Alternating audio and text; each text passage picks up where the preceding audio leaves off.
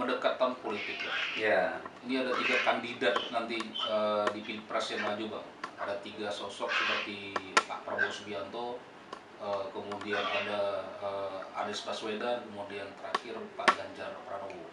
Kalau dari abang sebagai tokoh Aceh nih bang, apa sih yang menurut abang yang kelebihan dan atau kelemahan dari mereka nih bang, yang kira-kira nanti yang masuklah dalam pemikiran dari rakyat Aceh sendiri bang, yang bisa diterima oleh rakyat Aceh. mereka nggak begitu peduli terhadap percalonan presiden kan. Tapi kan kita senang nggak senang kan itu pasti ada. Kemudian pasti ada pilihan kan, ada pilihan tertentu. Mungkin orang Aceh, siapapun presiden nggak ada masalah, siapapun yang terpilih kan nggak ada masalah. Karena itu presiden nasional Indonesia. Iya. Tapi bagaimanapun kan ikut pengaruh kan sampai ke provinsi. Kalau presidennya ini terpilih, kayak dulu kan kita dukung Pak Jokowi. Dia terpilih walaupun di Aceh tidak mayoritas mendukungnya. Nah, jadi artinya pilihan orang Aceh dengan pilihan di nasional lain mungkin bisa berbeda. Tapi kalau menurut saya pribadi, menyikapi masalah calon presiden ini, saya lihat tiga-tiganya kan sosok yang tampil. Di PDI nggak salah kan, PDI wakilnya siapa ya? Pak Mahfud kan. Ini juga satu kekuatan. Tapi begitu kita lihat lagi politik yang dimainkan Pak Jokowi kan, sekarang Pak Jokowi saya lihat lebih cenderung ke Prabowo ya, ke Prabowo. Malah anaknya Gibran Kemudian besar ya. mungkin berpasangan ya. Kalau jadi berpasangan secara hitung-hitungan berarti PDI kandas. Jadi, mungkin ini sudah hilang kekuatan PDI karena dulu PDI ini kan karena ada Pak Jokowi buat mungkin masyarakat lebih cenderung memilih. Kalau dilihat Bu Mega, saya lihat banyak yang kontroversial kan, dari ngomongannya, dari kata-katanya sering merendahkan kan. Tentu Pak Jokowi mungkin kalau orang lain sudah jadi masalah kan. Itu satu. Kita lihat Anies ya. Saya lihat Anies kalau di Aceh, mungkin pandangan orang Aceh lebih ke Anies. Tapi ini kan nggak jaminan juga, Karena saya lihat ada apa Caimin ya, Caimin ya. Nah ini kan juga dia ada persoalan internal ya. Antara kubu Gus Dur ya, antara kubu Gus Dur ini juga saling menolak, malah rating Anies semakin turun gara-gara ada Caimin itu kan. Kalau ditanya dengan saya, ini feeling ya, insting ya, karena saya belum mendukung siapa-siapa ini. Saya belum mendukung siapa-siapa. Mungkin lebih cenderung ke Prabowo, saya lihat. Karena ini dua kekuatan. Prabowo kan punya loyalis dari Anies. Anies sebaliknya ada loyalis dari Prabowo. Mungkin dua kekuatan ini yang mungkin berpotensi ya. Tapi endingnya saya nggak tahu. Karena ini yang membuat kekuatan Prabowo ada Gibran. Ada Gibran. Ini suara Jokowisme ini tinggi sekali, pengaruh sekali. Nah, ini kalau benar Gibran menjadi wakil dari Prabowo, saya melihat berpotensi Prabowo ini. Bang, kalau dari segi karakter leadership bang, pemimpin, kita kan nyari pemimpin gitu. Mau nggak mau juga nanti rakyat Aceh juga harus apa namanya istilahnya menerima presiden terpilih nanti di pemilu nanti bang. Apa sih kelebihan Prabowo nih bang, menurut abang? Ya, kalau saya dulu mendukung Pak Jokowi kan, nggak dukung Prabowo. Tapi kalau hari ini karena nggak ada Jokowi, saya lihat ada Gibran. Mungkin saya berlebih karena ke Gibran kan, ada Gibrannya. Berarti ada Jokowismenya, bukan PDIsme. Oke. Kalau Anies, satu sisi kan leadership bagus, cara berbicara bagus kan. Cuman ini politik kan, nggak selamanya yang bagus kemudian akan menang. Tapi bisa saja kita lihat kurang bagus, justru bisa menang. Dulu kita lihat Jokowi dengan Prabowo, orang berbicara kan Jokowi nggak menang, tapi akhirnya menang kan. Nah, maka saya udah ikut sekali politik ini sejak saya pulang dari Australia. Saya udah mengerti benar politik Indonesia ini kan. Dua-dua ini antara Prabowo dengan Anies, saya pikir kedua-duanya bagus. Kalau saya boleh memilih, mungkin bisa saja saya pilih yang menang lah nanti. Memilih yang menang, jadi saya nggak merepot gitu ya. Jadi yang penting Aceh. Yang penting Aceh, siapapun jadi presiden, saya menginginkan Aceh harus selesai. Jadi kita kasih waktu 1 year, first year, jadi 1 tahun pertama.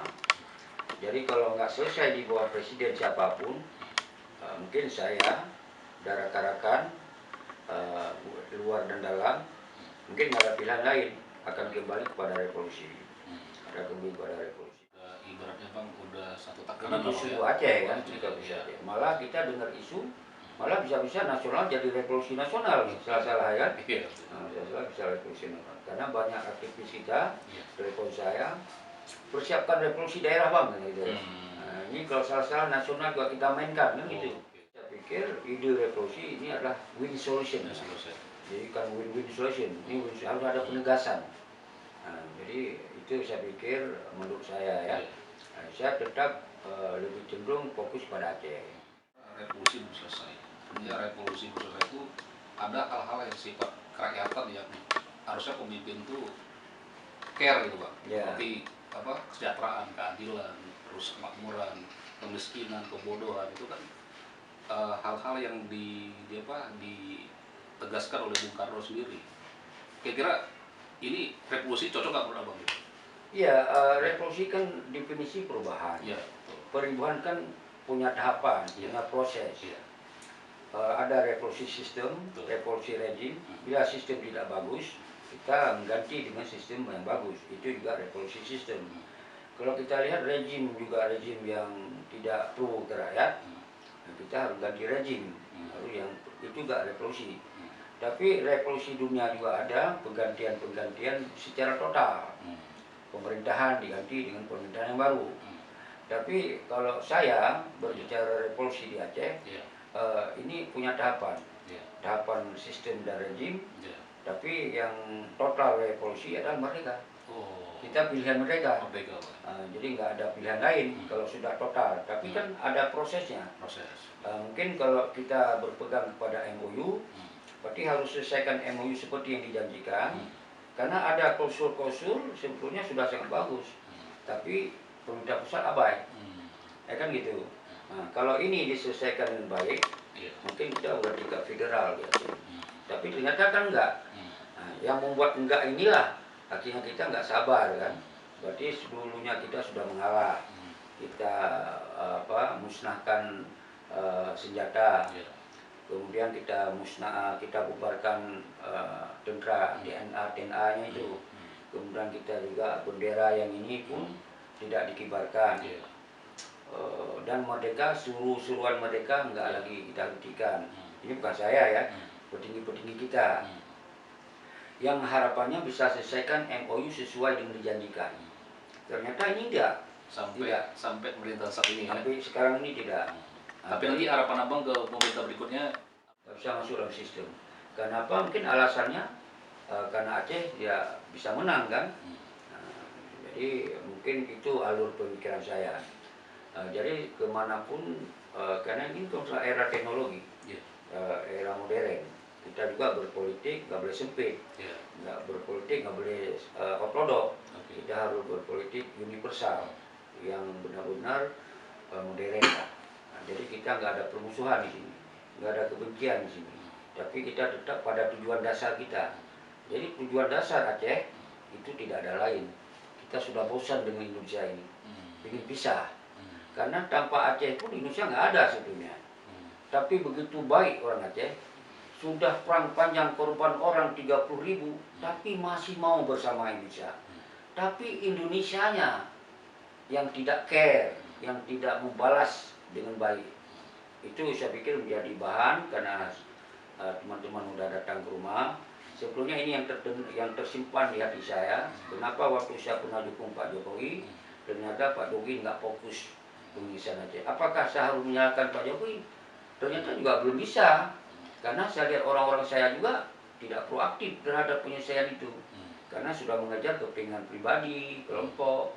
Nah, ini ketika ini sosok pemimpin ketika dikedepankan kepentingan pribadi kelompok, maka penyelesaian sejak dulu untuk kepentingan nasional bangsa ini nggak selesai. Nah, maka ke depan kami juga mengharap ada tingkat gubernur di Aceh nanti yang punya karakter, yang benar-benar mikir kepentingan rakyat yang sangat utama. Jangan untuk memperkayakan diri. Begitu juga presiden. Semestinya nggak seperti itu. Jangan memperkayakan diri dan kroninya lah, tapi memikirkan kepentingan rakyat nasional kan. Saya pikir maka kembali pada Prabowo, Ganjar, Anies. Satu sisi Prabowo kan dia memang keluarga kecil ya. Jadi saya pikir kalau bisa ya nanti calon presiden yang benar-benar tidak lagi memikirkan kepentingan pribadi, karena kepentingan pribadinya sudah selesai, dia sudah kaya Anies ya siapapun lah. Nah, jadi Ini menarik Bang. Abang tadi bicara bahwa warga negara itu berhak untuk dipilih dan dipilih. ya. Ini kami dapat bocoran abang ini ada tanda petik Bang. Ini mau maju di pilkada Aceh. Nah, ini gimana ceritanya nih Bang? Apa ada memang abang terpanggil atau memang ada PR-PR yang harus abang selesaikan sehingga abang maju nanti sebagai calon gubernur di Aceh? Iya, satu sisi kan undang-undang dibolehkan, tapi saya nggak ambisius di situ. Saya hanya ingin di Aceh ada pemimpin berkarakter, memikirkan kepentingan rakyat. Ada pemimpin, bukan setingkat pejabat ya. Sekarang kan yang terjadi pejabat, bukan pemimpin. Berarti gubernur pejabat Aceh, pejabat Indonesia yang kedudukannya di Aceh. Pejabat Indonesia kedudukan di Aceh. Kalau bahasa kami sambung tangan Indonesia di Aceh, bukan pemimpin Aceh, kan gitu. Saya punya ide ke depan di Aceh ini bukan sedikit pejabat, tapi dia menjadi satu karakter kekuatan menjadi pemimpin Aceh. Jadi dia bukan mikir untuk kepentingan suku bangsa lain atau memikirkan provinsi lain, dia harus fokus pikir kepada Aceh. Apa cita-cita rakyat, apa cita-cita kami yang korban 30.000 itu apa? Tentu kami cita-citanya ya ingin bisa. Kalaupun tidak bisa berarti ingin lebih baik, ada federasi, ada satu kepastian gitu. Posisi kami sekarang apa? Kalau tanpa perang kami ya memang otonomi. Waktu belum perang panjang otonomi. Masa setelah perang juga otonomi? Sedangkan ingin perjanjian kemarin itu ada tingkatan. Istilah kami ada pilihan, ada choice-nya. Maka kalau tidak bisa federasi, berarti bisa state government, mengurus sendiri. Kalau tidak state government, otonomi. Tapi otonomi yang sudah ada. Sebelum perang panjang pun sudah ada otonomi. Itu dari zaman Soekarno. Malah ada lebih tingkat lagi yang disebut NAN. Nangro Aceh Darussalam. Masa setelah panjang perang ini kita sudah di genggaman kemerdekaan, sudah hampir kita pisah secara permanen, tiba-tiba begitu damai ke otonomi nggak jelas, state government apalagi kita bilang federasi. Inilah yang terpanggil saya udah tua. Itu kalau saya ingat anak yatim lagi, tahu nggak TNA, Tentara Aceh itu gagah-gagah benar. Tapi sekarang apa yang terjadi? Mereka diabaikan. Peran tentara sudah nggak ada. Mereka hidup di bawah garis kemiskinan. Kadang-kadang ada tinggal di rumah-rumah yang tidak layak. Perekonomian nggak bertanggung jawab. Inilah yang buat saya tergerak sebetulnya. Tergerak bukan untuk membela mereka saja. Kita menggerak semua. Aceh ini kan terkenal pernah menguasai Asia Tenggara, bukan tingkat provinsi. Jadi kita tidak wajar hidup sekarang di bawah sebuah provinsi, tapi perekonomiannya sangat rendah, tingkatnya sangat rendah. Itulah yang saya miriskan. Maka saya waktu itu pingin sekali memang membicarakan ini langsung pada tim Jokowi atau pada orang Jokowi, orang yang berkepentingan. Tapi kan saya nggak pernah dapat kan, karena saya orangnya bukan orang yang suka mencari-cari kan,